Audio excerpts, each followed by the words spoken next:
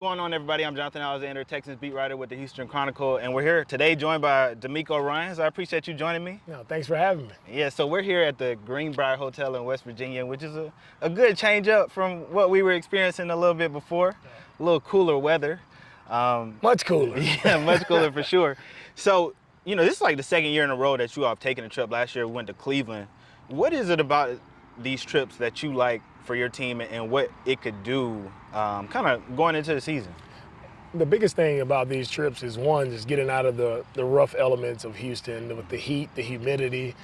I look at it as guys are really trying to survive practice where we come to the elements like we do here in West Virginia or Cleveland. It's much cooler temperature, and guys can really focus on their technique, focus on football, and not so much focused on hydration or getting in the cold tank. It's just about football, and this allows guys to do that. That's the first element, but the second one, I think the most important piece of it is, for me, it allows guys to be around each other more.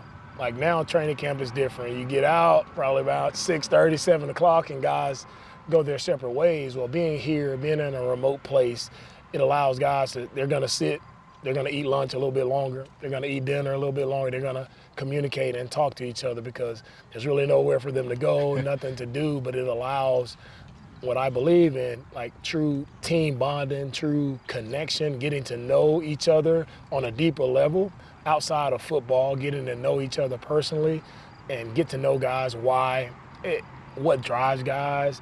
That's what I've seen most. So it drives the connection, and I think that's the most important piece to me because the best teams are the most connected teams. And when I can line up and I know your why, I know the guy next, man, I'm gonna be a little more dialed in. It's gonna be a little bit more important to me because I know what you're fighting for, you know what I'm fighting for, and that allows us to become a true team. That makes a lot of sense because when I was walking through downtown West Virginia, it wasn't much. There's a downtown here? Yeah, that's what I'm saying. But I imagine it makes for a lot of good team bonding and being able to stick together. This is your this is your third year as a coach, and you come back to the team that drafted you, obviously. So far, was it everything you kind of imagined it would be? One thing, I didn't know what to expect coming back. It was just, I was so excited to be back.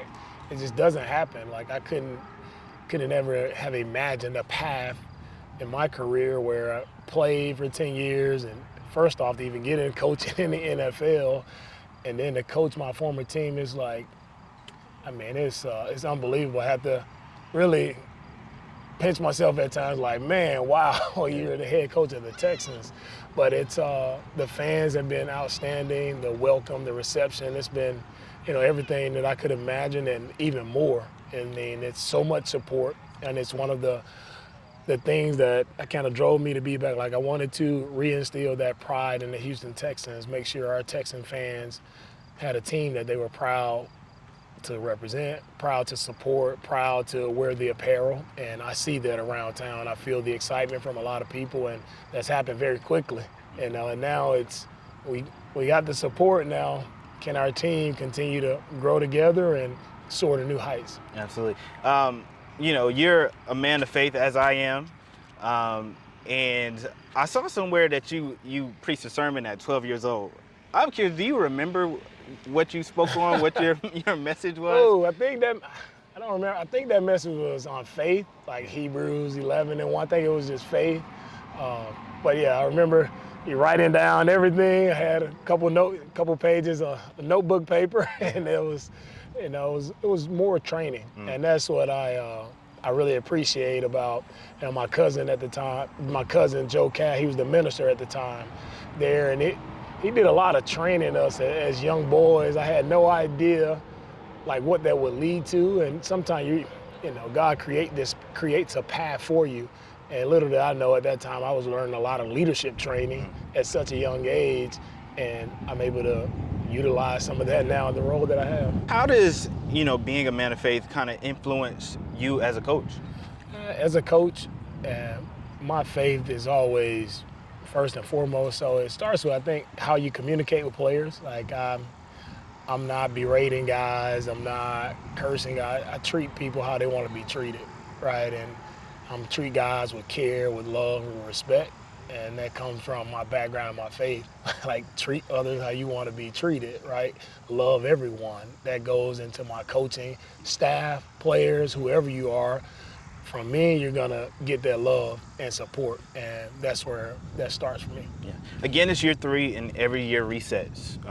But what did you learn from last season that you're taking into this year?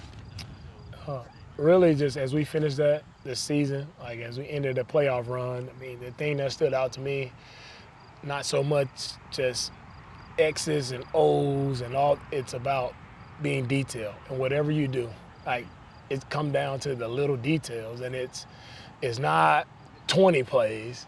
Games come to, it may be 5 or 6 plays. And if you're off at all on those details, it's gonna cost you. Whereas, the best teams, they find a way to consistently be on the details to allow them to be in position to win games in the fourth quarter. So for me, it's how are you finishing? Like, coaches, how are you teaching? Like, if it's not right, correct it. I don't care if it was if it was an interception, if it was a touchdown. It really doesn't matter to me, the outcome, but it's the process. Like, did we go through the process the right way, and were we detailed and being exactly where we were supposed to be? Was our technique exactly how it's supposed to be? That's what I bring it back to, because a lot of times you can get caught up in the end results of a play or a game or a practice, or we won that day. No, let's look back at it with intention, and let's see how can we continue to push guys and press them to get better. Yeah. What really stood out was your end of season press conference when you kind of said you want to help this team reach new heights. Does that speak to that, or what was really driving you in that moment to really speak with that kind of passion? Yeah, what drives me to that is, again, like, playing for the Texans and now coaching, knowing the history of the Texans. I mean, the youngest team in the NFL, right? And team, we've never been past that divisional round. So how do we get to that championship game? That's when I talk about that's the next steps. For us as an organization, how can I, impact in any way or help us to get to that next step, right? And that's what drives me, and that's why I do it. Like, I don't do it just because I'm happy to be back coaching the Texans. It's a great story. DeMeco Ryans back. Like, no, I believe in anything you do, you should try to be the best at what you're doing, right? And leave an imprint, leave an impact for those who are coming after me. I know I'm not coaching forever, right? These guys aren't playing forever, so I look at each and every season as how can you get this team to do something that hasn't done before? How can you create history? And that's what's impactful for me. And you got to enjoy the process along the way. I know we don't get there overnight. We don't just end up in that game. Like, I really enjoy the process of us working these training camps. Like, we're building our story now to come out here in West Virginia, practice. Like, guys are gonna remember these times, and that's just part of our process as we continue to put those pieces together to ultimately, like, finish it at the end of the season. Absolutely. The offensive line has had the biggest change this offseason from the top to the bottom. How do you like how this group has come along so far through the first couple of weeks? And you started with, Cole Popovich as the O-line coach. I think, Cole has done a really great job just being unrelenting, like the technique I talk about, the execution. Like, he's constantly coaching those guys. He stands behind them in practice every single period. He's giving those guys coaching points every single time. So he's there. He's coaching them. He cares. And I see a unit who they're tight off the field, right? We know they have to play well together on the field, but that starts off the field, and those guys are tight. They built that in the offseason. They're grinding in their individual drills. Like, everything is coming. They're working the right way. Now, it'd be for all of us, we're looking to see, all right, let's go see them in a game. Right? They're going against a really, really good defensive line. They're making them better.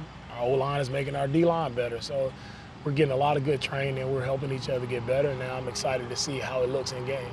I got 2 more for you. Looking back at the guys you all have on this team, like a lot of the guys who you have drafted, even dating a little bit before who Nick drafted, when I think of like Nico and Derek and Will Anderson Jr. and C.J. Stroud and Kamari Lassiter, like a lot of the things they have in common is they're good, like good, genuine dudes. Yeah. Like, how does that translate to team building and in reaching kind of the levels that you want to do? I mean, first of all, it's important for me and Nick to have great people. We believe you can have great people and win, So it's not about just, oh, get the best player, best player, best player. If that guy isn't a great person, doesn't have great character, then that's not going to fit in our locker room.